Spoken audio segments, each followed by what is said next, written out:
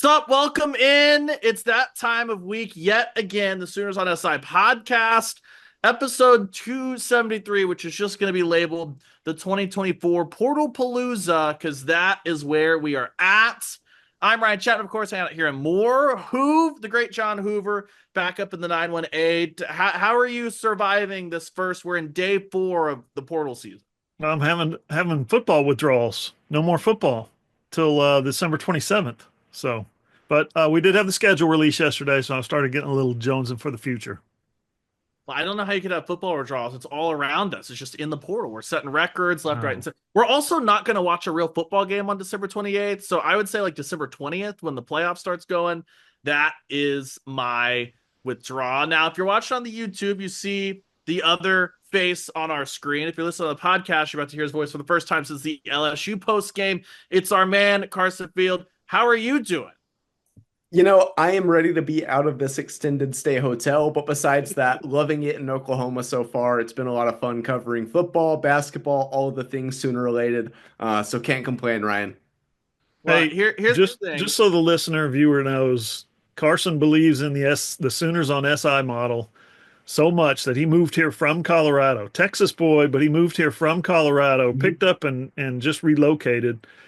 He's moving into his apartment soon, living in Norman. So, man, thankful for him for sure. I've said it before, and certainly thankful for Ryan as well. But guys, how do we proceed? Not even knowing who's on the team, who's going to play in the bowl game, who's going to quarterback the bowl game. I think they've got a coaching staff set, but he's not going to start until after the bowl game. What do we? Here's What do we we're do? jumping ahead. Hold on, hang on. I got to run down. We'll get there. I need one thing first. All right. Carson, hopefully, we believe, fingers crossed, you're partly ready this weekend, which means it'll be a big move-in party. So if you're on the YouTube, you need to drop a comment for Carson when he's buying people pizza and beer. What's the best pizza in Norman? I would vote, maybe not the best, but you need to hit up Pizza Shuttle. You're not living in Norman until you've had some Pizza Shuttle. And Okay.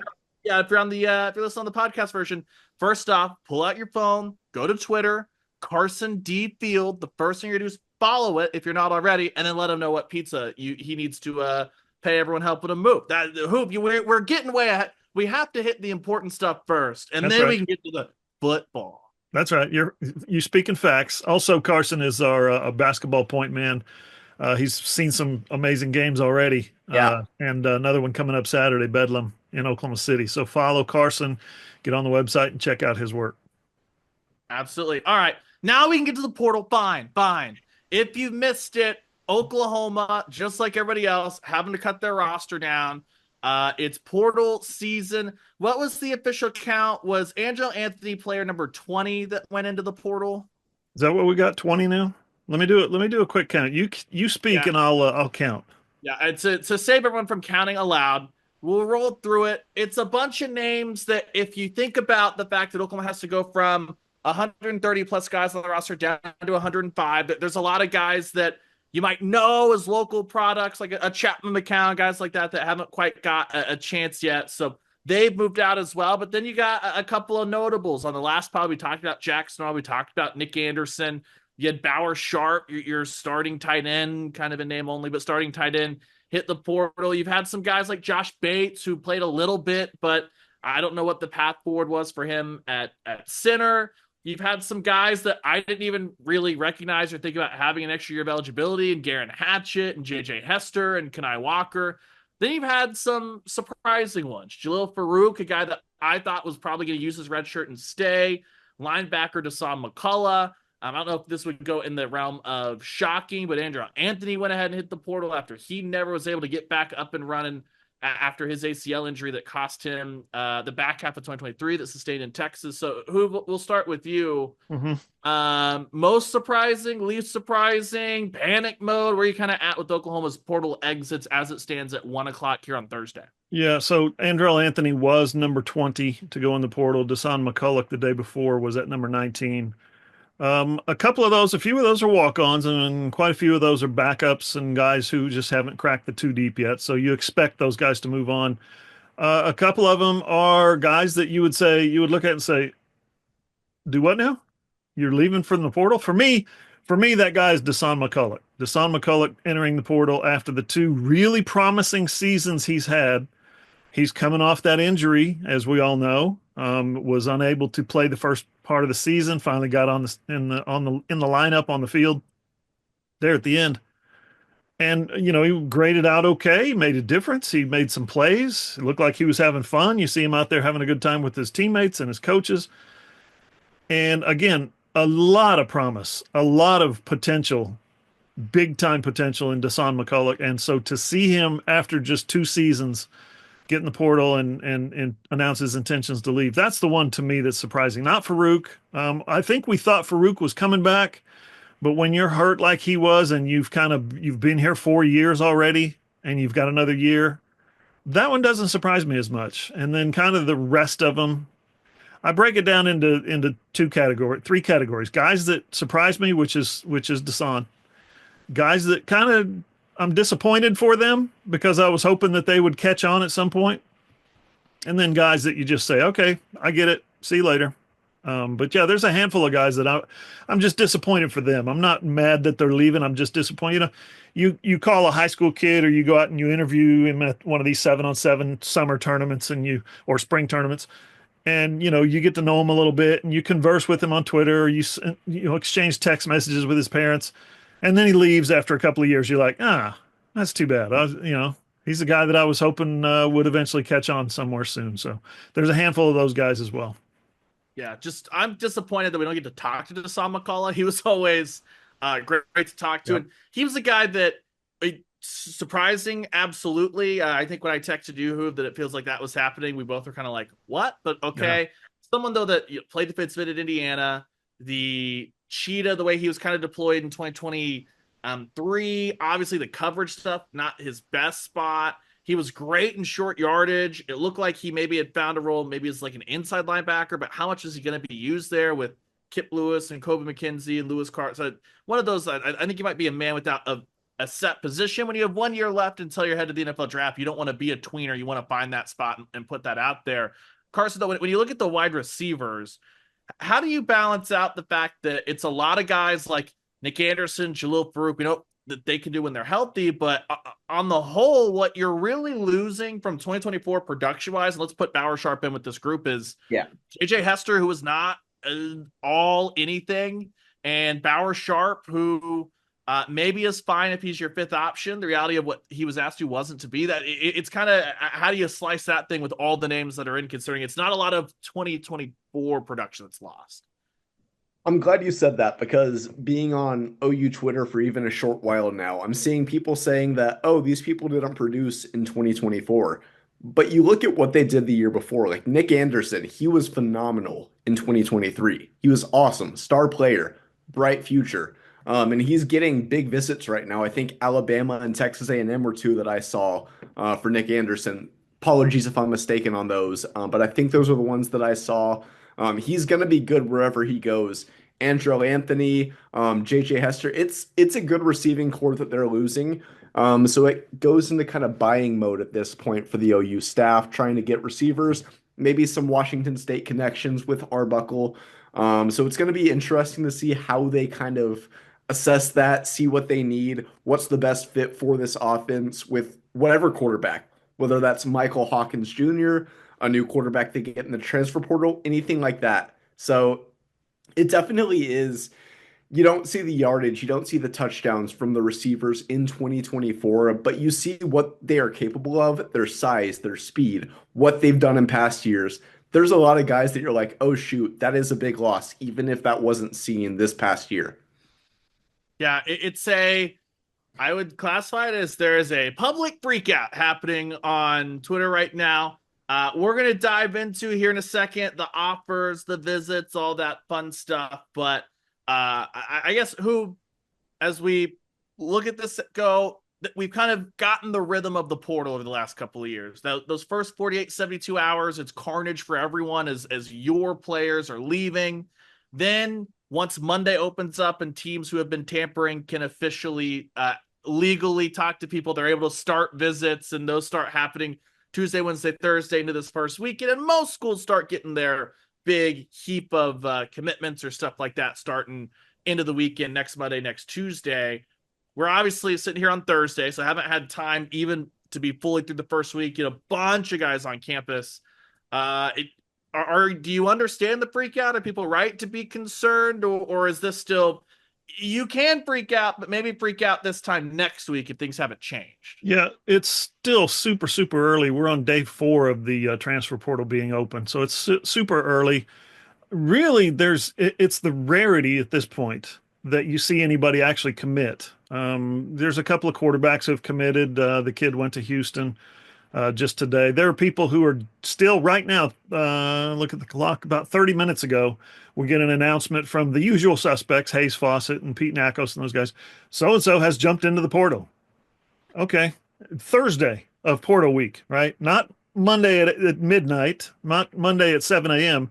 Thursday, people are still jumping in. So yeah, the cliff that you want to jump off of is way too big. Just sit down, pull up your chair, have a lemonade. You're going to be fine. It's do you kind of understand the consternation, Carson, or is it too early for you as well? A little bit too early. I'm still expecting some portal entries at this point. I'm sure we'll see some walk-ons, players like that who have never really gotten their total chance at OU to enter the portal. I think most of the big names are probably in at this point. You never know in this era of college football. You could see somebody late. But this is where it gets to that exciting point of who's OU going to get? Where are the outgoing OU players going to go? So that's going to be cool to see.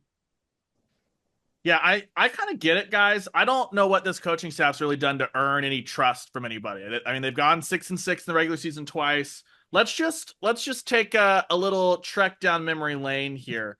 There have been some obviously like big time additions. Your Dylan Gabriel, Tyler Guyton, McKay Matire was a piece that was needed and did a good job at right guard for a couple of years. But hey, remember JJ Hester who just hit the portal? What did he do for Oklahoma? That was a great portal edition, guys. LV Bunkley Shelton, you guys really knocked it out of the park. Brennan Thompson's never achieved his potential. Andrew Anthony looked like he was on his way. That looked like a portal hit until he got the ACL. Same with like Deion Burks. It might have been too early to judge what his actual ceiling was going to be because he didn't even really get to SEC play. They've only signed one running back really in these 3 years. Sam Franklin, just gold star, great work, everybody. That was definitely worth Tawi Walker's roster spot. Ooh. Do we need to talk about Daniel Parker and Blake Smith and Jake Roberts and Bauer Sharp and Austin Stogger? That group as a whole, does that do anything for anybody? Yeah. The lesson here is don't be in a hurry. Don't get the wrong guy. Don't just sign a bunch of bodies, right? I mean, you're talking about portal guys that came in and for the coaching staff were just a swing and a miss. Yeah, because you look at some of the guys that were like real targets. Jonah Laulu and Jeffrey Johnson at defensive line duo the first year. And that was kind of when OU was were they doing too deep or looking for starters? Laulu ended up being great. Jeffrey Johnson, I forgot he existed. Great guy to talk to, but you look at some of the other ones like Trace Ford was super helpful for 2 years. Rondell Bothroyd, really great a year ago, setting the edge, doing a lot of stuff that Ethan Downs did. Desan, when he was playing, obviously helpful. Kendall Dolby, home run swing in the portal, obviously. That's a JUCO. You look at like Dominic Williams, 10 out of 10, gold star. Some of those Walter Rouse, Troy Everett's doing what he was brought in to do. Tyler Guyton was obviously excellent. Tarquin, when he was healthy, was Oklahoma's best talent. So it's not all misses. DJ Terry, right? Not all misses by any means. Jacob Lacey before he got hurt. But a lot of those are on the offensive line and the defense. There's not a lot of covering yourself in glory elsewhere on Oklahoma's offense when it comes to portal hunting. Now, I understand that the LV Bunkley Shelton, JJ Hester was not Emmett Jones that brought those guys in, but that's also not like a who's who list of All-Americans that were brought into the portal that this coaching staff is just deserves blind trust. Like they can hit, but I also think, especially when you look at some of the stuff that they're doing, which we'll dive into that now, like quarterback guys, it starts and ends at John Mateer, and it kind of has to, it feels like, because Oklahoma's doing nothing. They are standing pat. Darian Mensah, a guy that I think we all saw, enjoyed. He's at Duke, all that stuff. John, if it's not Mateer, we've not seen any kind of movement to anything else. Well, Malachi Coleman's in the not Malachi Coleman, Malachi Nelson. Sorry, Malachi Coleman is also in the portal, but Malachi Nelson is in the portal. He's available. We just saw Eli Letterman just reported that just now. He's available if they need a quarterback. Boise State guy, right? USC guy. No, you don't want him. Okay, what about Miller? Oh, never mind. He's a USC guy too. Dude, I don't know what they're going to do for a quarterback if Mateer doesn't come. I mean, there's two options right now. A, Ben Arbuckle knows he's coming, and he just wants to play the bowl game, finish it out, which we saw with Caleb Williams. That's fine. Or B, everyone should be fired. There's no in between, because if they get to just having Michael Hawkins Jr. and sitting out the first week in the portal quarterbacks, and Mateer doesn't enter, this is one where I'm not like super panicked about it, because the way they are operating, Carson, if Mateer doesn't enter, then just fire them all in June. I don't care how dumb that is. Or like, just end it. Yeah. On that point, part of me thinks they should have gone after Preston Stone, the SMU transfer. I think that guy is a phenomenal passer. Every time I've watched him play, he's been great. He got benched this year, but that's only because of Kevin Jennings, who is one of college football's breakout stars for SMU. Led them to the playoff this year. Phenomenal team. And I think he's going to be playing in Sundays one day. But Stone is great. He's from Dallas, not too far away. That's got to be at least some sort of appeal. Plus, what they could give him NIL wise, a lot of just brand recognition playing at OU. I think that's somebody that they should have gone after. Then you see guys like Caden Salter at Liberty. He's been good the last few years, led them to the Fiesta Bowl at Liberty. Not easy to do. So there's just so many guys that I feel like they should have had a fallout plan just in case. Mateer, very well at this point, he may come to OU. That could be a thing. He may enter the transfer portal. But that's a big if. It's a big if. That's still yet to be seen. So it could very well be Michael Hawkins and just about nobody next year, that's a scary thought, I feel like. You know, Matthew Sluka's still available, the UNLV quarterback. Yeah. Yeah, Luca's still available. I don't I don't know what the play is there. Some I don't red think so. flag with the Yeah. NIL thing. Nobody knows the whole story about how that went out.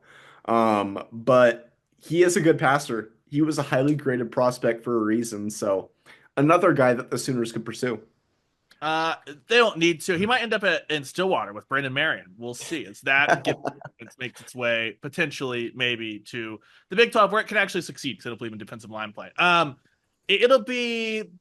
I mean, it's Mateer or bust at this point, and if not, then they're all gonna hang on that. And I think that No, Oklahoma, the way they're behaving, is pretty comfortable with that. they need to obviously put a lot of NIL dollars together to get Mateer, because he's a priority target for a lot of schools right now.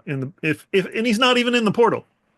If he gets in the portal, he'll be a priority target for a lot of schools.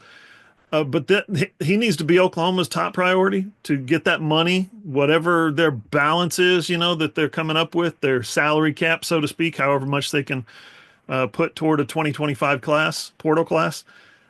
A good portion of it needs to go to him. And then what do you do at those other positions of need? Offensive line, wide receiver, defensive line, defensive end, defensive back, cornerback for sure. What do you do with those guys? You just kind of fill in some spots with some, because, hey, North Carolina didn't hire Bill Belichick by accident. They hired him because he knows how to work a salary cap. He knows what value certain players have at certain positions. I can't believe I just said Bill Belichick, North Carolina in the same sentence, but I did. That's maybe, think about that, guys. We've seen Nick Saban surprisingly retire. We've seen, Bob Stoops retire. This Bob Stoops, of course, retired before the transfer portal and NIL became a big thing, obviously. We've seen Jay Wright retire, Hall of Fame basketball coach at Villanova. People like that are getting out of the game. And Bill Belichick is like, what? Sure, salary cap, transfer portal, NIL, sure, whatever. I'll do it. That's crazy.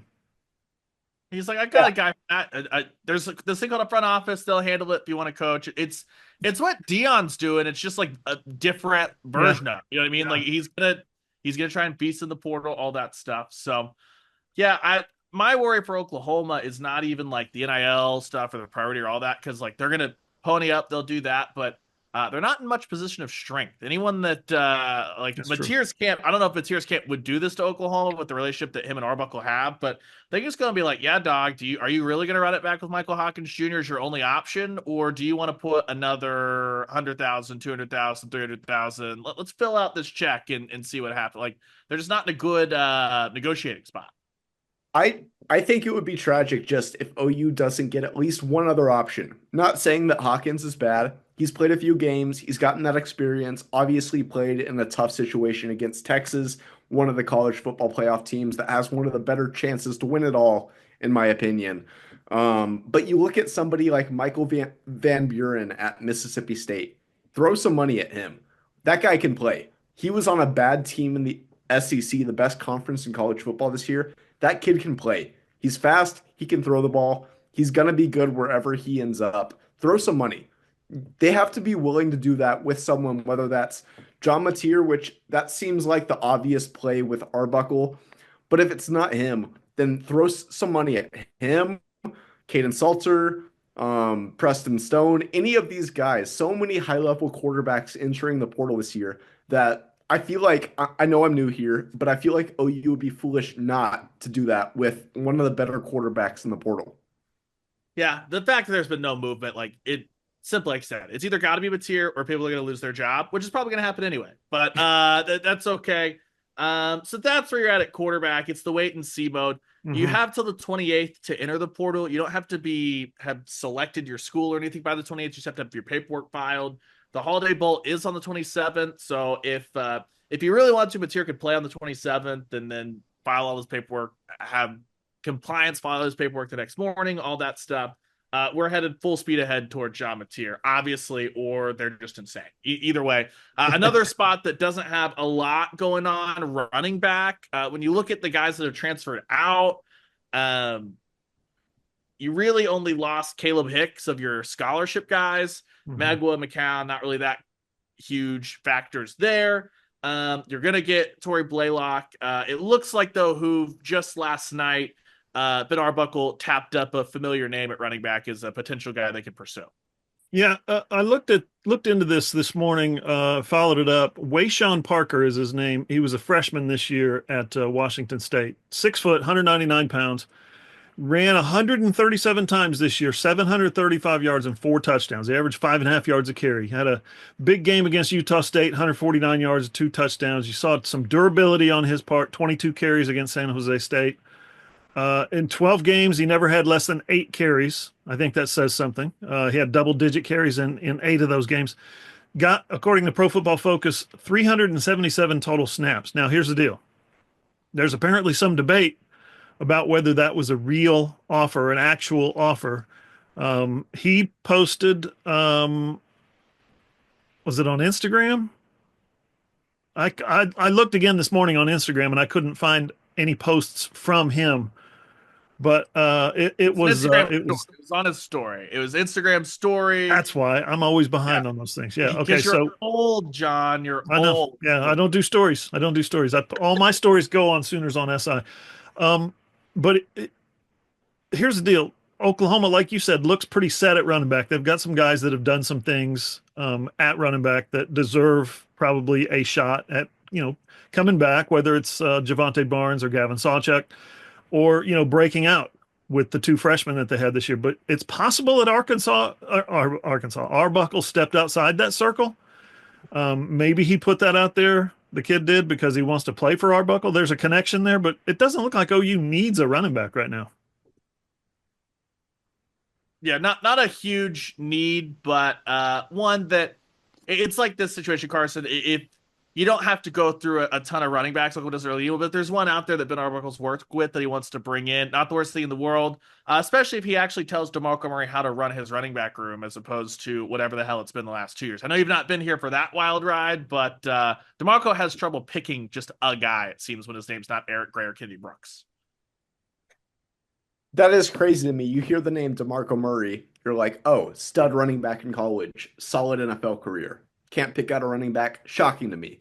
But they do have some good guys. I mean, Xavier Robinson in the 2 games that I've been at covering for you guys, been really good. Scored a touchdown. Wasn't as productive against LSU. Scored a touchdown in that game still. And he was the stud, the breakout player in the Alabama game. So he has a lot of bright spots, I think. But Wayshawn Parker, kind of building on John's point, he was a stud for the Cougars this year. I don't think that would hurt. I know that some people say if you have this many running backs in a running back room, you don't have any. So there always is that, but I think he's a skilled back. He do a lot of good things against even SEC defenses. It's not the same playing in, I guess, the Pac-2 at this point, not the Pac-12, the Pac-2. But he was good this year, played against some good defenses, did a really good job. So I think he could benefit this team. It's interesting to see how they're going to do with this situation. Two other spots Oklahoma's not been super active at. One, defensive side of the ball, linebacker. We just talked about it with Desan a little bit, that there's feel like they're pretty good on the inside. They like Sammy Omosigo, all that stuff. So not been super, super active. We'll continue to monitor. That one makes sense. There's another one that makes no sense in the world, and that is tight end. Oklahoma's made a tight end offer to a dude at Tulsa who was not even like tearing it up at Tulsa. Otherwise, there's been little to no movement. It's almost like they don't have a tight ends coach. I know there have been some rumors, rumblings, all that stuff. Is Joe John in the running for the Purdue OC job with Odom? I don't know why anyone at Purdue would want that unless they're just doing somebody a favor with Oklahoma. But John, I understand being thankful to an alumni and all that stuff, but Joe John's room has sucked the entire time he's been there. His best development project was Braden Willis getting feedback from the NFL and Braden Willis himself going out there and really improving himself. And now Oklahoma's just standing pat at tight end. They're not going to get a visit, looks like, from Luke Haas as long as Joe John's the head coach. He let Nate Roberts out of Oklahoma. I don't understand why Joe John Finley is still employed by the University of Oklahoma if this is the results that you're going to get in the portal.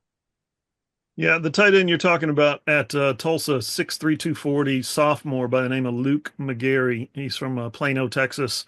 You're right. He didn't do anything remarkable at Tulsa. He had played 2 seasons, 9 catches, 3 touchdowns this year. I'm sorry, last year.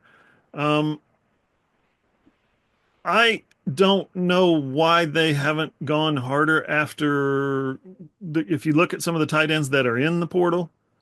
You could certainly probably find some help that's in there, right? And Luke Haas is the guy that, I mean, something happened during his recruiting that apparently, I'm not sure for sure, but didn't apparently had nothing to do with Lincoln Riley. Apparently it had to do with, I don't know, Joe John, Brent Venables, somebody. So they need some help. And Luke Haas is a guy that, boy, he loved OU when he was at Bixby. I talked to him several times, talked to his dad several times, talked to his brother once. OU was a perfect fit for him until it wasn't. And now he apparently won't give them the time of day. So that's interesting to me. Great work by Joe John. Shout out to Scout the Dog as we have a package delivered. 1 second. All right, we're back. You also have a package delivered. Did you hear my dog bark too? I think we're having a package delivered. So. Apologies for that. That's the only delivery that's going to happen during a tight end segment, as long as Joe John Finley's employed at Oklahoma. We can slide through that thing. The 2 really interesting ones for different reasons on the other 2 spots on the offense, wide receiver and offensive line. With offensive line, guys, feels like, especially the back end of the season, I know it was abomination of a position, and that is correct through South Carolina and Ole Miss and putting up sack numbers and all that stuff. But you did see a little bit of progress from your Logan Howland or Heath Ozida, Troy Everett basically going center to left tackle. Vechi Wiwu and Eddie Pierre-Louis can come back and battle for that right guard spot. You've got Sexton and Taylor, who, if they can come back off their injury, have starting experience at the other tackle spot, as long as Vasusi and Foje, your super, super talented signees. So it's kind of does Oklahoma want to go and get a swing guy that can play both tackle spots or a guard spot and be depth, or do they want to go really hard after someone that can come in and compete for one of those starting jobs? And who they've made a bunch of offers there, it feels like, as they search for another tackle to add to this group.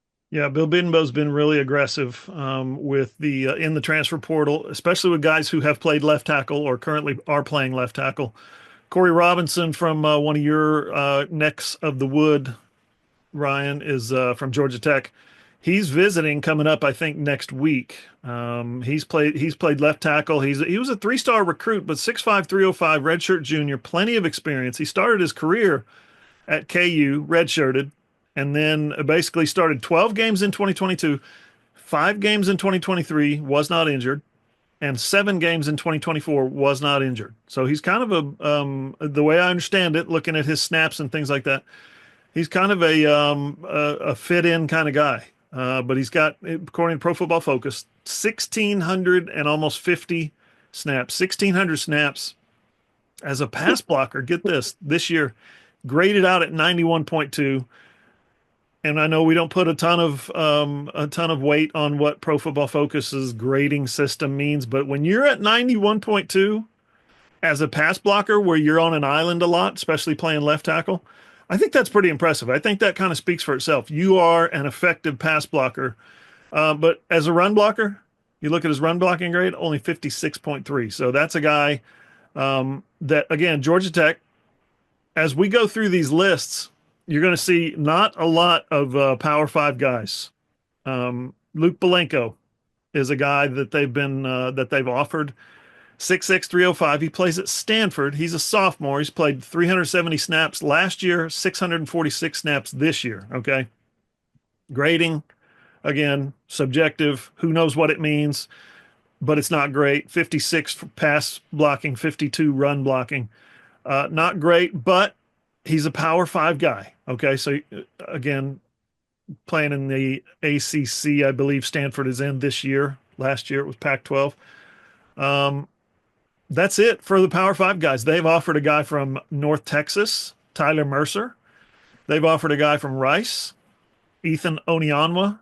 Okay. And they've offered a guy from Western Carolina who began his career at Abilene Christian, Derek Simmons. Now, Derek Simmons got some versatility, at least, has played left tackle, left guard, right tackle. But Onion was an NFL prospect, apparently, if you believe the NFL scouts and the breakdowns that they provide, the scouting reports that they provide. He's a legit NFL left tackle prospect. Onyanwa is from Rice. 860 snaps in 2022, 836 in 2023, but only 549 this year. He's also graded highly. And then the kid from North Texas was only a freshman this year. He got 565 snaps, graded out as a pass blocker at 80, which is good, but he only had 6 starts at center. So you're looking at a center, you're looking at a couple of right tackles, you're looking at a couple of left tackles, a guy who has swung inside and played guard. But all of them, Ryan, all of them, except for those 2 that I mentioned, Corey Robinson and Belenko from Stanford, all of them come from the Power 5 level. I'm sorry, the Group of 5 level or below. So that's not that you can't find a guy there. You know, you look at the NFL, right now, the 2 deeps on the NFL, and you can see starters from small schools. There's no doubt about it. I mean, the Dallas Cowboys starting left tackle the last couple of years played at Tulsa. So it happens, and it's not terribly infrequent that you can find a guy that can do that. I'm just saying, some of these guys, when they were coming out of high school, and some of them that are in the portal, they don't have just a ton of offers, big-time offers. You like to see somebody like Alabama, Ohio State, Florida State, USC, Texas. Those are the guys that you want to compete against to bring those guys into your program, not Western Carolina and Rice and North Texas and stuff like that. Just Good saying. news is that some of those schools that you're competing against are in for some of these guys as well. You know what I mean? Yep. Especially, the kid from Rice. You look at it, I guess, Carson, the big question would be, and you saw not necessarily the lows in person, but you saw what this line could be against Alabama, and then what it looked like when it has to sit back and pass block a lot, which is not great against LSU. If you're putting together the 1 or 2 offensive line portal guys, do you believe in that group that you kind of saw that was the young group toward the end of the season, or are you saying, or are you in a spot where you think Oklahoma needs to aggressively get like a starting right tackle or a starting left tackle, or could they be okay with just like a depth type of guy to round out the numbers? Ryan, you were right on the money there. I mean, Alabama, they looked like a great offensive line. LSU, that game was not on Jackson Arnold. He looked like a not great quarterback, but that was because he didn't have any time whatsoever. But it's hard to say. I've only been on the beat for a little bit at this point. But I don't think reinforcements would hurt. I will say, as far as offensive line, size is so big, size and strength, those are the big things. So even if it is a guy that's kind of raw from a Western Carolina, North Texas, Rice, somebody like that, I personally think with the right coaching, and like I said, I haven't been on this beat long enough to know if this is the right coaching in Oklahoma. But if it is, I think that if they have the size and strength, that could be awesome. Even if it's a starter, someone that has to work their way up, anybody that they can get would be great for this line, I think. Yeah, you get Bill Beanbo. We see what he can do. He's great with if he has time to develop. He's great with some portal guys for the most part. The injuries, it makes it just so hard to figure out what this line would have been a year ago because it's feeling like going back to fall camp, they were never healthy. Some of the things too that you look at, Hoove, and this is why we talk about not necessarily putting full stock as well, like the PFF grades, stuff like that. Walter Rouse's PFF grades were not good. That's right. Talk about though that he was playing with basically a torn labrum, and he was the first one to say, "Hand up, my technique was trash." All that stuff, picked up bad habits, and he was excellent across from Guyton and what Oklahoma needed. So they've shown they can hit on those offensive linemen in the portal. This is a comfortable spot for Bill to be in, though. I think we saw last year if you have to get five guys at once, it can be a little bit of a tire fire. If you're integrating one or two guys, you're able to be intentional. I think Bill Beanbo much more comfortable in that spot. That's where they're in. The big one, though, they're going to need bodies left, right, and center, wide receiver. Who toss it over to you, fire it out there, because Oklahoma's going to have to be mega active, as we all know, in the wide receiver market. Yeah, it looks like Oklahoma is in line with everybody else in wanting the kid from Miami, Ohio, Reggie Virgil is his name, 6'4", 190 pounds. He's a junior. He's good friends with Jaden Gibson. Okay, knows Jaden from back in the day. He's actually visiting OU's campus this week. He last year, I should say this year, 2024, 41 catches, 816 yards, 9 touchdowns. He had 2 catches his first 2 years in college, but this year he turns it around. He has 300-yard games. Again, 6'4", 190. And the list of people who have offered him, Texas Tech, Florida State, West Virginia, Illinois, Florida, Michigan State, Miami, UCF, Michigan, Arkansas, Georgia Tech, and Pitt. So you're competing with some heavy hitters there. Isaiah Satania from Arkansas, 5'11", 185. He's the smallest guy on this list. Okay, 5'11", 185, redshirt sophomore. Last year, 15 catches, 129 yards, 2 touchdowns. This year, 37 catches, 491 yards, and a touchdown in the SEC. So you like that productivity out of him. One of the breakout stars at Indiana visited earlier this week, Donovan McCulley. Right, he's one of those turnaround guys for Signetti at Indiana. 6'5", 200 pounds. So he looks like Jaden Gibson. I don't know if he's friends with him, but he looks like him. 6'5", 200. Redshirt junior. He started out as a quarterback in 2021, but he moved to wide receiver in 22. Caught 16 passes. Then in 23, caught 48 for 644 and 6 touchdowns. Now here's the deal with him. There's a caveat big time with him. This year, 2024, caught 2 passes, 21 yards, 1 touchdown, played in 4 games, was hurt all year, and redshirted. Is everybody going to throw you want to throw Indiana's athletic training staff under the bus because he didn't play this year? We don't know what happened there.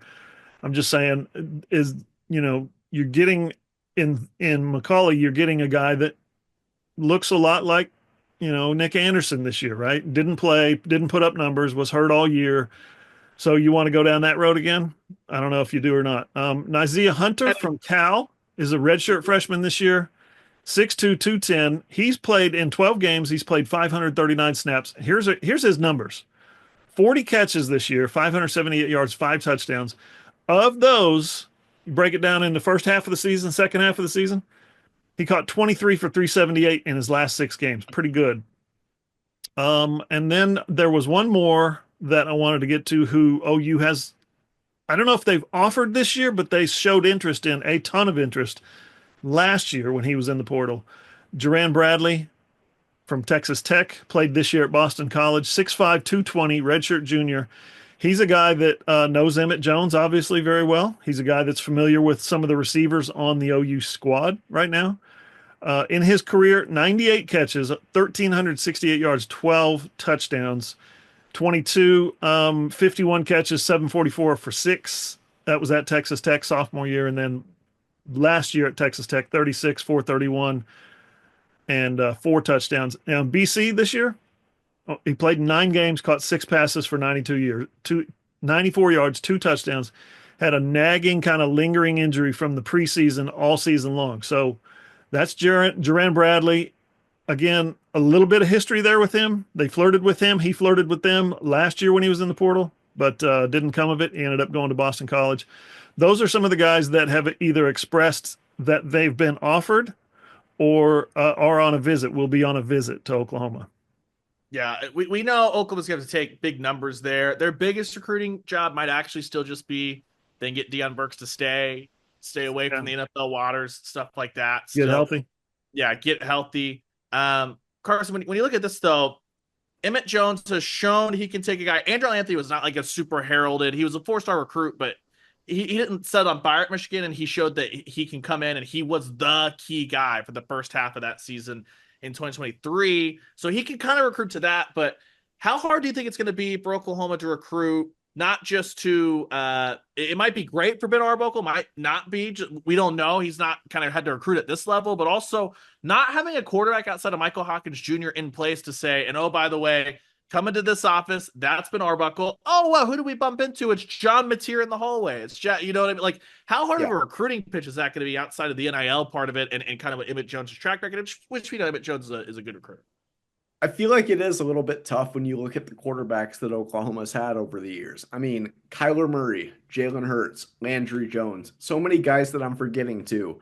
It's been a great quarterback school for so many decades at this point that you look at what happened this year, not necessarily all to Jackson Arnold's fault. I know that the line wasn't great. I know that there was so many receivers to injuries to the receiver room.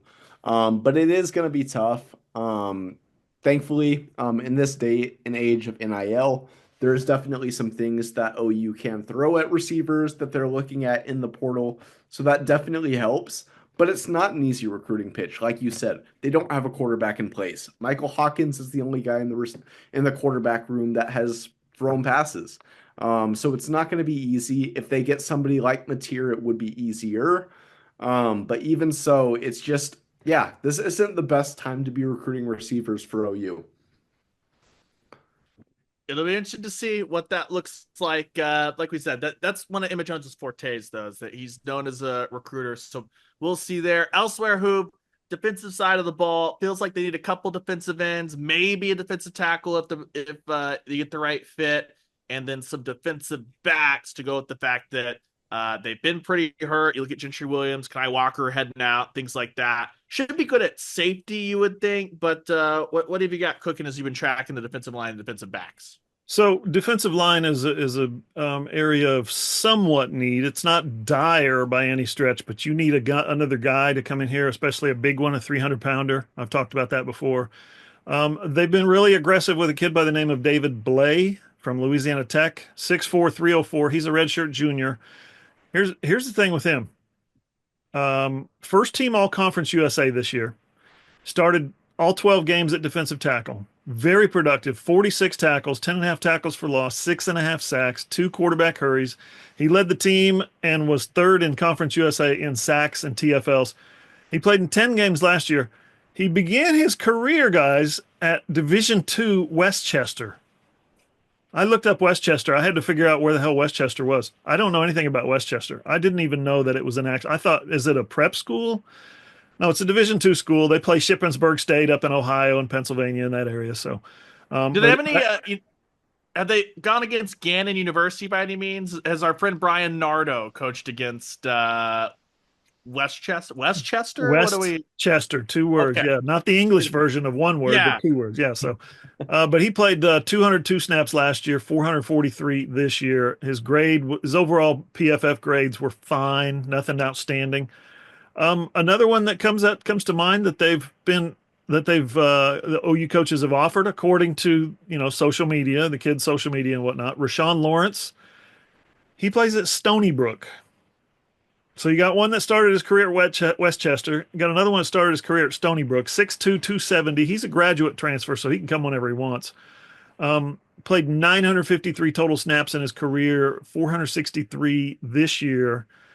24 tackles, 9 sacks, 15 quarterback hurries. So he's probably playing on the edge quite a bit there. Last year, only played in 4 games, had an injury. 2022 played in 11 games. His previous college was Lackawanna. He also played at Albany. So you're getting some guys from schools that OU fans have truly never heard of. And I know they've heard of this one. They've heard of the University of Tulsa. That's where R.J. Jackson plays. He is a converted like fullback, H-back, tight end, defensive end. He played defensive tackle for the Golden Hurricane this year. He's a Choctaw kid, so everybody knows him around here. He came in around 240 pounds, but he's playing right now at 6'3", 282 sophomore year. Played 467 snaps, graded out again, fine, nothing great, nothing alarming, but he's an explosive athlete. He's got a sister that played college basketball at Duke, and his brother-in-law's in the NBA, Rodney Hood. So maybe you've got some special DNA there to get some things done. He's very athletic on the defensive line, very explosive. One of those guys, kind of like an R. Mason Thomas, quick first step, quick hands. And any thoughts? I'll give you guys the floor. Any thoughts on the defensive line, defensive tackle? What OU's needs are there? Yeah, it just feels like you need to fill out numbers. Couple of guys on the edge, one on the interior. I'm always team if it sounds like you played for a lower tier English soccer club, I'm in. And here's the one thing too, though. If Todd Bates is bringing somebody in, there's not a lot of coaches on this staff that I'm just going to give carte blanche on the other side of the ball. If Todd Bates wants somebody, 2 thumbs up, Carson. That for me, I'm just like, yeah, have at. That's a good point. And I wonder if any of those guys, here's their starting lineup, or they're starting 2 deep for next year. It's Dominic Williams, it's Jaden Jackson, and of course David Stone ain't going anywhere. Grayson Halton was their best big playmaker up there this year. They've got the 2 deep set. Can any of those 3 guys come in and even crack the rotation next year? So not a ton of need right there like there is at defensive back right now. Defensive back. And I don't know if you want to put Kendall Daniels as a defensive back or a linebacker, because he played both at Oklahoma State.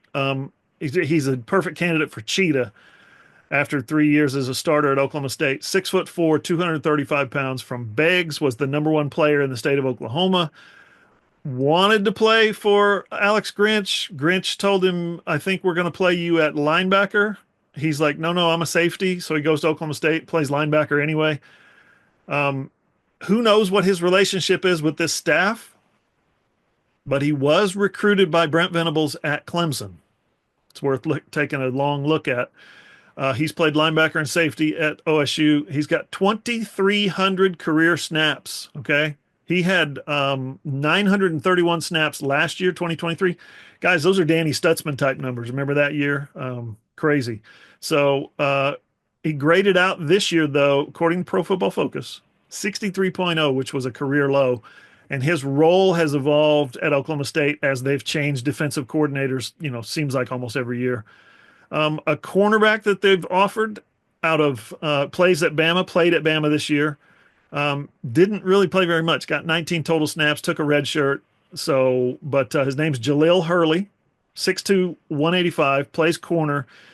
He's from Alabama. He was the number 6 cornerback in the country coming out of Alabama. Went to Alabama over offers from Florida, Florida State, Georgia, Georgia Tech, LSU, Miami, Michigan, Michigan State, Mississippi State, Penn State, South Carolina, Tennessee, A&M, but not Oklahoma and not Texas. So that's interesting to me that OU didn't identify him or offer him out of high school, but every other Southeastern Conference school did.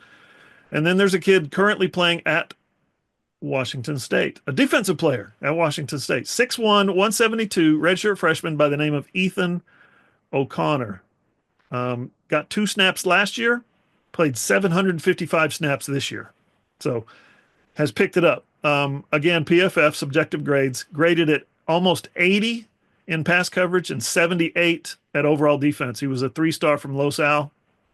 He did not play with the tight end Devon Mitchell at Los Al. They missed each other by a year, but he got offers from Colorado, Washington, Bama, Arizona State. Again, take a step back and look at who Arizona and Arizona State have been these last 2 years.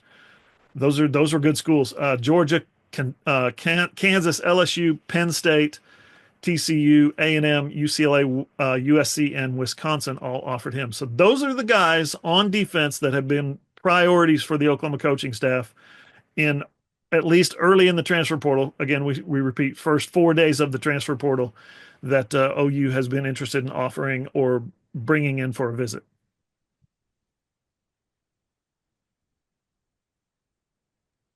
Helps if you unmute, Ryan. It's going to get hectic as they start bringing those guys in. Carson, the easiest thing to do, though, is this. Oklahoma Sooners on SI.com. You head over to that website there.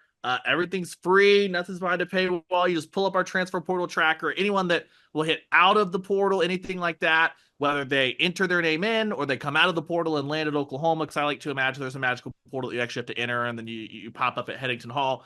That will be tracked there with everything we've got. There'll be full deep dives on everyone that commits to Oklahoma. We'll look further into it, injury history, what they look like, all that fun stuff as we continue to roll on. Carson, how have you enjoyed your first Oklahoma portal season so far? This is our busy time of year. Hectic, very hectic, Ryan. But it's fun. Got to be refreshing Twitter as much as I can, doing all those things. Have you and Hooves notifications definitely on, along with some of the other beat writers on this beat. So it's been hectic, but it's been fun. It's just the nature of this game at this point. My last beat that I covered was Air Force Athletics, and their portal situation's so different because they don't lose a whole lot of guys. They lose some, but you can't transfer after you're a junior or a senior at Air Force. So it's weird there. They can't get transfers, obviously, being a service academy. There's so many different requirements that you have to hit. So I've never had to deal with it in this space. So there's definitely been some rust. Apologies to you two guys on that. Oh, you're good. But it's been fun. It's the ever-changing nature of college football, which I love. College football is my passion. Being from Texas, not a Longhorn, by the way. Sorry, Sooner fans. I'm from Austin, but I am not a Longhorn. So don't worry about that. But it's been a blast. Really happy to be here. Well, the good news on that is, like we said, Oklahoma Sooners on SI.com. That's going to keep rolling for the next month. You guys know it. You guys love it. Speaking of service academies, though, why don't we take 2 seconds? Oklahoma is playing in a bowl game. It is the Armed Forces Bowl versus Navy. That'll be on December 27th. It'll be at Amon G. Carter Stadium. Yes, Hoove? Sorry, I had one more portal thought before. Oh, sorry, no. Before we turn the page, I have one more portal thought. That's okay. I just wanted to get to this before we got too deep into bowl coverage. This is what the portal is. This is according to a very meticulous and drawn out and well thought out, trust me, well thought out formula that I've developed. It's called the John Hoover formula for 3 levels of portal guy. Okay, here's what you get in the portal. Here's what I've decided after however many years, 4 years of doing portal coverage. Here you get the high profile recruits, right, who signed with a big name school but don't play there. They're like, I'm better than this. I'm going to go start somewhere else. I'm going to jump in the portal and get the heck out of here. You get the low profile recruits, and we've seen plenty of those, who play a ton and get all conference awards and whatnot, and they play great, but they're playing for second or third tier programs, right? That's the second level of guy. The third level is the Dylan Gabriels, the Walter Nolans, the Caleb Downs, Cam Ward, Quinshawn Judkins is another good one. Will Howard is a perfect example. A guy who's playing at a high level school and says, you know what? I can do better than this. I can break out. I can become a Heisman guy. I can become a first round guy somewhere else. That is the official formula, the John Hoover 3 levels of portal guy. Just thought I'd throw that out there. Fun stuff. We'll see what Oklahoma pulls from there. They need that third level at wide receiver. That's what they need a bunch of, as far as the dudes that have shown we can cut it. And now we want to go and produce at Oklahoma and see what putting an O and a U on the side of your helmet does for your draft process. So we shall see on that. Speaking of Devon Mitchell, who I mentioned earlier, hashtag Boomer Sooner locked in with the little heart emoji on his Twitter. He is locked in. Devon Mitchell ain't going nowhere. Yeah, Oklahoma returns 0 catches for 0 yards for Devon Mitchell. So it's a big addition right there. A guy that can't even get to. Never mind. What? In the middle of a press conference at the end of September, Brett Middle was talking about he's a guy that couldn't get to a meeting on time, and then we didn't see him. Couldn't get to class, didn't turn his assignments in. I'm like, Brent, you're not supposed to be saying this stuff in a press conference, and he did. Also, that's just reclassified freshmen. It's a miracle that any of the reclassified freshmen like make an impact in year one, because it's like I don't think I could adjust to college football now as closer to 30 than college, much less as a 17-year-old. You know, everything that's got going on. Full disclosure, boys and girls, my first semester of college, 1.1 grade point average. Huge. Putting up big numbers. Big numbers. I had a full-time job. I was working about 60 hours a week at the local newspaper and was doing full-time college and had the party life you can just imagine from a guy by the name of John Hoover. Yeah, we were out every night climbing the fence at the Elks Club pool to swim, or going out to Kanawha Lake and swimming in that radioactive water that they have there at the power plant. It was an amazing time in the life of John Hoover. Also, we had some really cute girls that lived in the duplex right next door to us. I never got any sleep. We should have put the water in that power plant up against the Dirty Bird water and saw who was more likely to develop a superpower, you or me, growing up where, or a tumor. Yeah, you will learn of Lake Thunderbird. Actually, I hope you don't learn of Lake Thunderbird. I hope that you end up in better circles than those of us that are having to find. I think you can swim in it again. Technically, I went wakeboarding with a buddy once, and there was like a diaper that floated by, and I was just like, "Dog, we need to get out of this. Like, you have a great boat, but I don't know why we're here." So, are there fish there? Technically, yeah. There's a ton of great like fishing and stuff like that, but not Thunderbird. Like, there are other places. We've got Great Lakes in this. Yep. Thunderbird. I love them. Thunderbird's not one of them. I understand some of the fish in Lake Thunderbird actually have two eyes. Yeah. Here's the real prize. A green Louis Vuitton backpack is somewhere at the bottom of Lake Thunderbird still. That's a blast from the past. Shout out Mikey Henderson. You did not just go there. Did you go there? You went there. It's one of the great police reports we've had to pull here at Sooners on SI. We will fill you in on Seth McGowan, Mikey Henderson. Who else was part of that? Trajan Bridges. Trajan Bridges. There we go.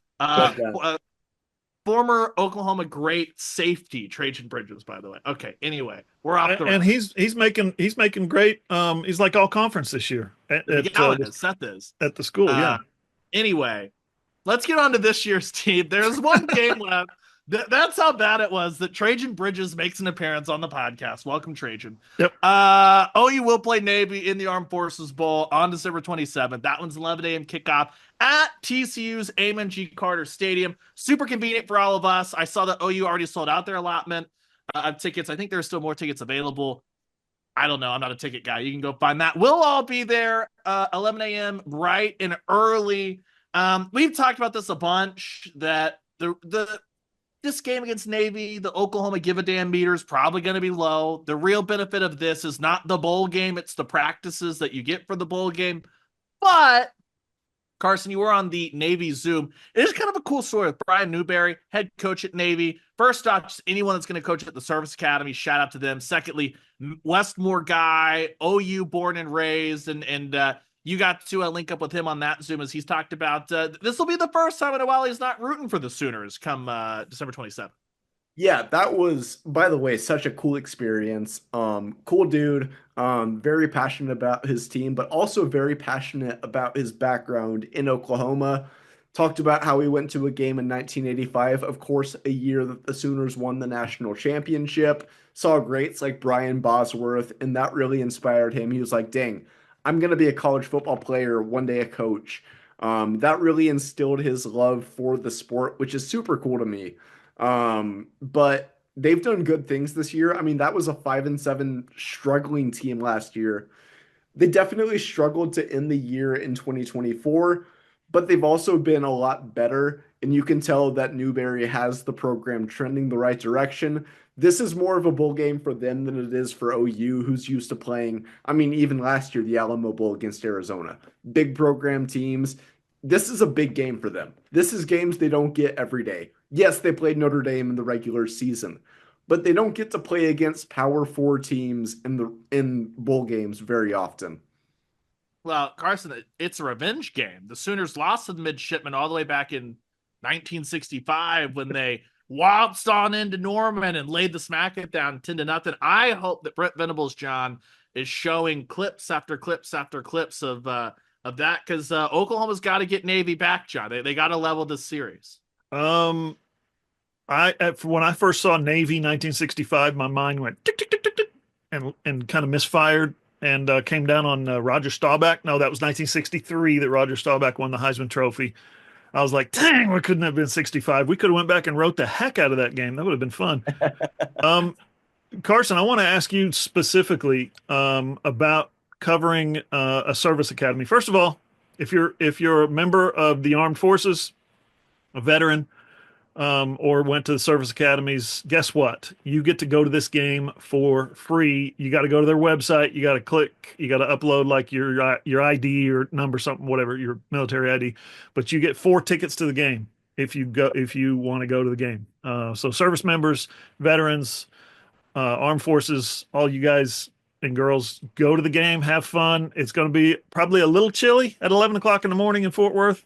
The game that Carson covered there back in 20, what year? 19?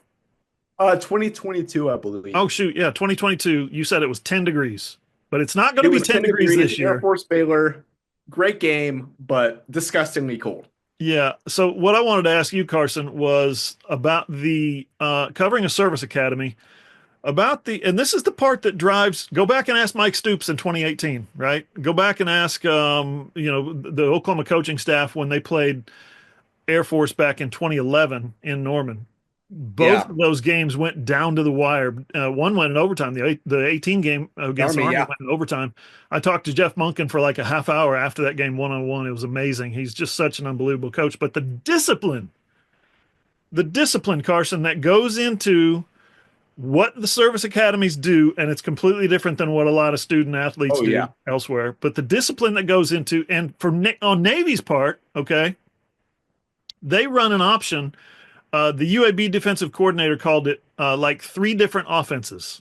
He said that it's like playing the triple option, you're playing the wing T, and you're playing the spread offense, all in the same offense. They've got. So I'm sure Air Force probably does some similar concepts, but just in terms of the discipline and how annoying it must be to see somebody coming to cut your legs on every play as a defensive player, which is reason number 1 that Danny Stutzman needs to not play in this game. He has not announced yet what he's going to do. But just that's got to be something that just pecks away at other teams, especially a team like Oklahoma that has just kind of gone 6-6 and been largely undisciplined in a lot of areas this year. Yeah, part of me is like, you have 3 weeks to prepare for this. You're playing against a triple option. It shouldn't be that hard to stop. But like you said, there are so many different variants of that triple option that you think they're running it. QB option, they're gonna pitch it to the running back. No, they're gonna throw a 50-yard bomb on you. Air Force is guilty of that from my years covering them. Obviously, they struggled this past year. But the year before and the year before that, I mean, they were a good team, beat teams they probably shouldn't have beat them talent-wise. And they utilized that. They utilized those downfield throws when they weren't expected. They utilized those pitches when they weren't expected. So they can do so many different things on you. That makes it tough to prep for a team like Navy in this situation. But like I said, there definitely is some sort of, okay, we get this many weeks to prepare for the triple option. So that does work in Oklahoma's favor. You see Georgia Tech before they've gone to more of a traditional pocket passing, traditional offense that you see these days with Georgia Tech. Really good team, by the way, this year. But they used to, of course, run the triple option, and they'd struggle in bowl games because people could scout that. But if a team like Navy and a coach like Newberry can instill some new things into this offense, that could be a tough task for the OU defense. Takes I have on this game: Top Gun, Hunt for Red October, A Few Good Men, Men of Honor. Those are your best Navy movies. Other than that, I hope that everyone really enjoys the practices. It should be a fun game, a fun spectacle. Don't go 6-7. Yeah. That's your bowl game takes from Ryan. Hey, usually with bowl games, you give your guys, your players, your two deep, a good week of game prep, right? You don't want to lose the bowl game, so you give them a good week of game prep, and then the rest of the practices, you're kind of sprinkling in some freshmen, some true freshmen, some redshirt guys, maybe some transfers, right? There might even be some true freshmen who are coming in right now, transferring in at semester. Like I think they had 7 guys practicing at the Cheez-It Bowl a couple of years ago. 7 incoming freshmen. They didn't play in the game, but they're eligible to practice. So I don't know that Oklahoma can do that with having to defend, especially the defense, with having to defend this flexbone offense that Navy runs. You've got to dial in on what these guys do, what their keys are. I don't know. Maybe it's not important. Maybe they don't care about going 6-7. Maybe they don't care about winning this bowl game. I would want to practice specifically for Navy if I were Brent Venables. Yeah, I almost go the other way. Like you're using these practices to develop like some of the stuff that you need to do, like be disruptive anyway. Oklahoma was already good at defending the run. Um, yes, you want to go through the week of game prep, so it's important to for some of those younger guys who were not involved. Like this is what it's like to get a new team digested within a week. But like this game does not matter. It's a bowl game. It's more of a pride, and you don't want to get embarrassed. But like if Oklahoma beats Navy or loses Navy, this is not some springboard into 2025. So Right. prepare those guys to run your offense and your defense. Oh wait, you don't have. I know it's not realistic for Arbuckle to come in and run the like. I'd be way more interested in what Michael Hawkins Jr. looks like if we knew that even though Arbuckle's not installing his offense, he was at least going to coach Michael Hawkins Jr. for 3 or 4 weeks. But that's not going to happen either. And that's not like no school does that. Like that's what made what Nebraska did with Dana Holgerson so unique, because they're the only school I can remember that just basically said straight up, we're going outside, and after a bye week, have at, go for it. So it'll be fun because it's a football game and we get to cover it. And I love college football, and you don't get to see the service academies, at least for us, a ton. So I'm juiced to like see Navy play, but up until that moment, it's a what's happening in the portal? What's going on to 2025? Because now we have a schedule, boys, that you can look at, and there is a set path forward for the Sooners. Not as like huge as the opponent announcement a couple of years ago, especially because we knew what the opponents were going to be on Oklahoma's schedule. We knew the non-conference opponents. We knew that it was just this year's SEC schedule flipped, but now we have the order, the dates, all that stuff. Here it is as follows. And there's not going to be a commercial break in the middle of this, so don't worry about it. August 30th, Illinois State in Norman. September 6th, Sharon Moore coming back as the Michigan Wolverines take their trek to Norman. The next weekend, the 13th, Oklahoma heads to Temple. Then September 20th, the Sooners open SEC play with Auburn. Then they have the open date. October 4th, they're going to come back and host Kent State before headed down to Dallas to take on Texas. The end of October, they're going to be at South Carolina, then host Ole Miss. They'll start November on the 1st in Knoxville at Tennessee. Open date on November 8th, then at Alabama versus Missouri versus LSU. The schedule, very, very similar to this year. Basically, flip-flop Tennessee and Cupcake Week, pretty much, in the schedule. And otherwise, you played Ole Miss, Texas, South Carolina, essentially in order. Missouri, Alabama, LSU. There was a bye week in there, but it was essentially in order. You had Auburn early in the schedule. It looks like really similar to last year's or this current season's. Whatever. I never know when we're in between both. Yeah. It's year, this year, whatever. You know. Right. So here's what stands out about it to me. You mentioned the Cupcake Week. They don't get Cupcake Week in November. They got it moved to the 1st of October. Against Kent State. So they're going to play Auburn, right? They're going to play their non-conference. Then they're going to play Auburn, which is, this year, I think we would agree Auburn was the easiest game on the schedule, even though it took a last second, miracle, Sooner magic to win it. Auburn was probably the easiest opponent on the schedule. After that, they have an open date. After that, they have Kent State. So they can spend 2 full weeks, the better part of 2 full weeks working on Texas, right? Because starting October 11th, you've got Texas, you've got at South Carolina, you've got Ole Miss, you've got at Tennessee. Then you get an open date, but then you've got at Alabama versus Missouri at home versus LSU at home. That is a murderer's row finish for Oklahoma, those last 7 games. It's harder. That looks harder than this year. When you throw Tennessee, you take that November game out and put it in October, and you bring Tennessee down on November 1st. That next year's schedule is conceivably, arguably, way harder than this year. Yeah, when you look at subbing basically Tulane for Michigan into the non-conference, Carson, how good of an idea do you think by the time that they get to that first open date, you'll have played Michigan, you'll have played Auburn, who, as much as they struggle this year, were pretty good defensively. It feels like, man, through the first 4 games, we're going to know a lot about how quickly Ben Arbuckle was able to install everything he wanted and get that offense up and running. I will say that's what I like about the schedule. It's a good litmus test. I mean, you don't play the toughest teams in the league until later in the season, but you do play tough teams. I mean, there's not one easy game. You look at Mississippi State this year, how much they struggled. That's a 6-6 team in other conferences. Every team in the SEC is worth playing. They're good. There's a lot of talent there. So I like that about it. Michigan, I mean, yes, they did struggle for most of the year, but they beat Ohio State. That's a playoff team that they beat. So it's one of those things that you're going to see. I mean, Illinois State, that at least should be an easy win. Kent State should be an easy win. Temple should be an easy win. But those first 5 games of the year with Michigan and Auburn thrown in there, I love that litmus test of just seeing where are we at this point. Michigan is probably going to be better. They're going to get some portal entries and just new players. Auburn, they're never to be taken lightly, even if they have been down the last few years. But I love the off week and Kent State transition into the Texas game on October 11th. Yeah, feels pretty comfortable where Oklahoma got their bye weeks this year.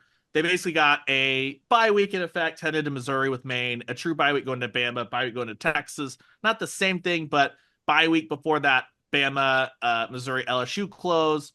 Double bye week before Texas with Kent State in there. Also, just weird quirk. Watch out for this. Oklahoma could play 2 5-star freshman quarterbacks in Bryce Underwood and Deuce Knight. Like, I don't know what Michigan and Auburn are going to immediately roll with, but that could be interesting as well. So, should be fun. Looking forward to it. Obviously, a lot to track, a lot to get done before we get there, though, in terms of they need to put a roster together, and they will do that. OklahomaSooners.com. Be sure you're there. All the schedule release fun. All of the portal tracker, all that stuff should be good. No record predictions? They're gonna the schedule comes out? Yeah, they're gonna go 15-0 and they're gonna host a playoff game. That's technically not possible. I don't know. We get rosters first. That it makes it like so it's like can you tell me who's playing quarterback at Oklahoma for sure? Like, it's probably John Mateer, but can we for sure know that before I break down? And you guys are gutless. I'm going to make a pick. They beat Illinois State, of course. They beat Michigan week 2, win at Temple 3-0, beat Auburn 4-0, 5-0 Kent State. You're 1 win away from a bowl, and then you lose to Texas. You lose at South Carolina. Ole Miss becomes a toss-up game. You lose at Tennessee. You lose at Alabama. Missouri, I hate to say it, sounds like it might be another toss-up game. And then everything comes down to LSU that last week of the season. Kind of like it did this year, last 2 weeks of the season. You want to get really dark? 7-5, 6-6. I'm saying 7-5. I think 5-0 start. I think they beat Ole Miss. Shocker game. They're not expected to win that. I think they win that game, beat Missouri 7-5. Not a great year, but they still make a bowl game. Better than this year. I have one question outside of like the roster stuff. Is Brent Venables the head coach when they take on Alabama? Yes. Yes. Yeah, I don't think Joe would move on mid-season like that. They'd have to really craft the bed like early on, like lose to a Temple or something like that, I think. I think you could look at another situation where like there was a point this year where Oklahoma's last FBS win, you're going to the end of September to Auburn, like up until Alabama. There's a world. I'm not saying that's where we're going to live in, but there's a world where that happens. And if you want to get to work on Kenny Dillingham or Shane Beamer, then you want to be first in line, and you sure as hell don't want to be like West Virginia and all that stuff and wait and all that. So we'll see how that goes. Biased alum here, but Kenny Dillingham not leaving the Sun Devils. He's there. Yeah, you throw 10 million at him in an NIL budget. We'll see. Jonathan Smith was an Oregon State alum, and he took the first trip out of Dodge to go to Michigan State. Not even like a spot that was like ready to rock and roll, to Michigan State. I don't want to hear it, Ryan. But you're right. I agree. Yeah, no, I like Kenny a lot. I also like his portal strategy. I did too. I did too. But anyway, sorry. That was actually my first thought, Hoove, is that when you have a bye week with 3 games left, anyway, we'll move on. There doesn't need to be any more negativity around this group because you guys are all doing it yourselves with the portal, which is totally fine because I get it. Elsewhere, real quick, before we dive into a smidge of basketball, shout out to our friend Dylan Gabriel. He's headed to New York City this weekend, one of the 4 Heisman finalists. Listed in alphabetical order: Dylan Gabriel, Travis Hunter, Ashton Genty, and Cam Ward. Really happy for Mr. Gabriel, who John and I had the pleasure of covering for 2 years, and he was always awesome. First class all the way. Talked about his family a lot. Talked about his upbringing a lot. Great roots. Great DNA in that kid, and just impossible to not root for. Hope he represents well. Hope he finishes as high as he possibly can. I think he's probably going to finish 3rd in the voting, which is fine. You get to be a Heisman candidate, you're a Heisman finalist your last year of college football, big time. I have officially given swimming advice to a Heisman finalist. Dylan Gabriel, one of the best moments with Dylan, he talked about when he go back to the islands, he's not really a big surfer. So when his buddies wanted to surf, he would like go out there and basically either chill on the beach or paddle out there and just hang out on the board and just chill while everyone surfed. He said not a big swimmer. So I notoriously was like, hey man, you're the quarterback one at Oklahoma. You should just rock the like arm floaties and like no one's going to say anything to you because you are a badass quarterback. I don't know if Dylan took that advice, but he did seem to enjoy that interaction. So we'll always have that. That's awesome. Interesting, Ryan. I gave him fishing advice in this great state of Hawaii, our 50th state. He was asked him if he'd ever seen the show. I think it's called Bloodlines. It's a Deadliest Catch, kind of a spinoff that they go into Hawaii, and instead of catching crab in the Bering Sea, they catch tuna and geez, all kinds of fish out there in mahi mahi and stuff like that. And then they got to sell it. It's a great show. I think it's on hiatus right now, or it might be cut off. But he and I talked about that show. So yeah, I'm giving him fishing advice. You're giving him swimming advice for things to do in Hawaii. Awesome. I always, I don't know if even soft spot's the right word. It's just, I remember the first Big 12 media days that Dylan Gabriel went to by pure happenstance when Oklahoma's players were coming to the field. The franchise happened to just be the first radio station that they were bringing Dylan to do some radio before his stuff. Shout out to the great Patrick Dunn for hooking us up. Appreciate it as always.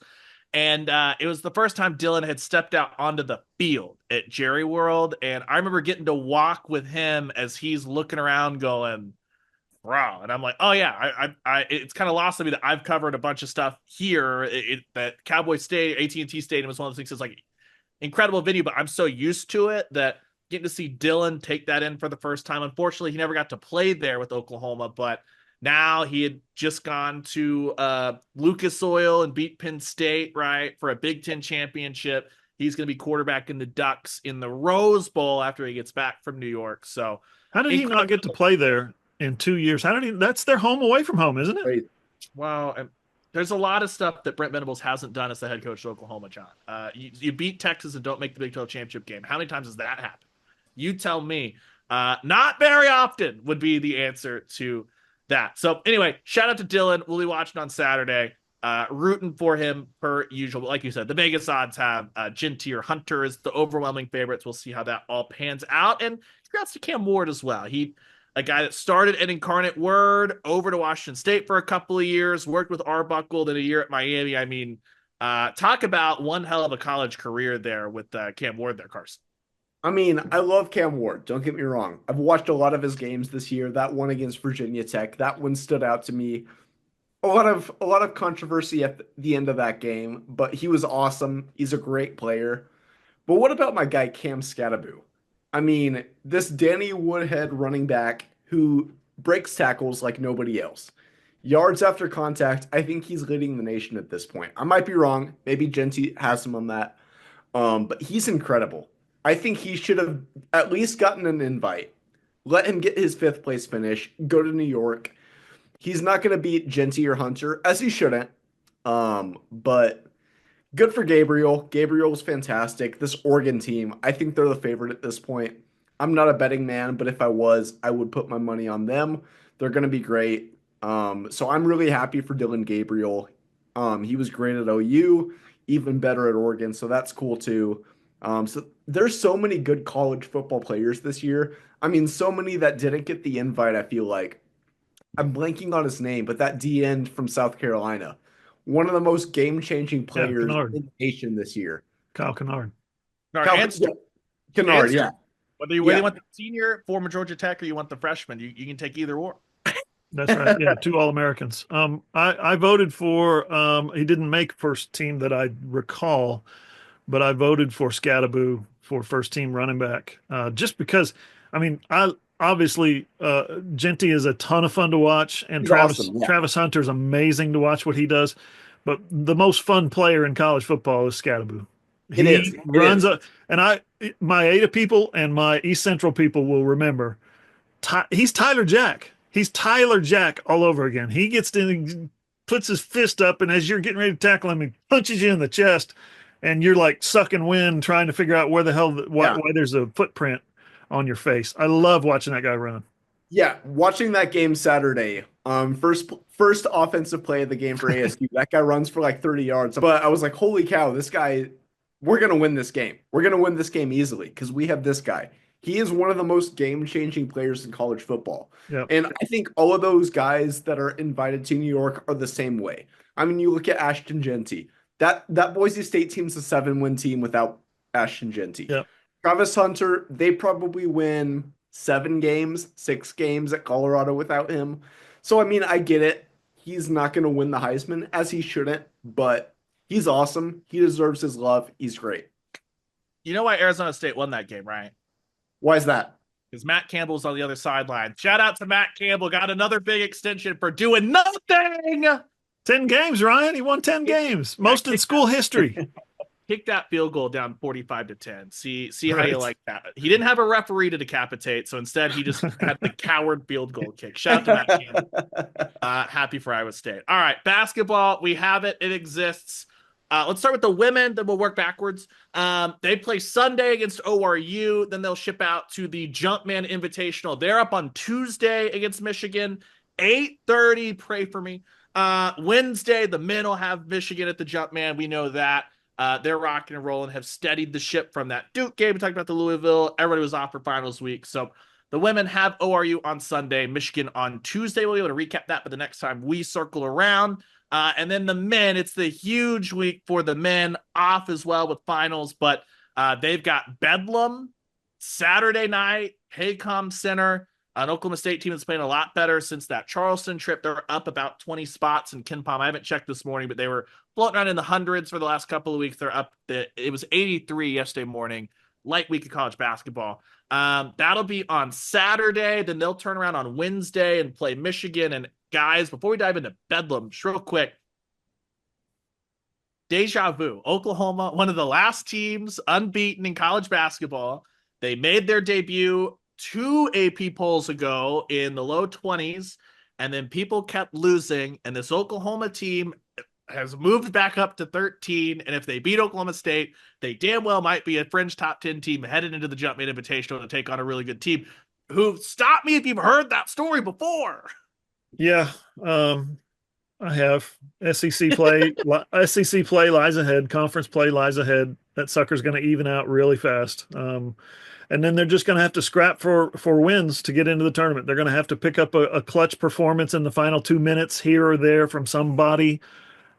Porter's going to have to push the right buttons and make the right calls and make the right decisions in the last 30 seconds and make the right timeouts. Right? It's going to have to fall for Oklahoma to make the tournament this year. I know they're number 14, 13 in the country right now, but long road ahead, and it starts.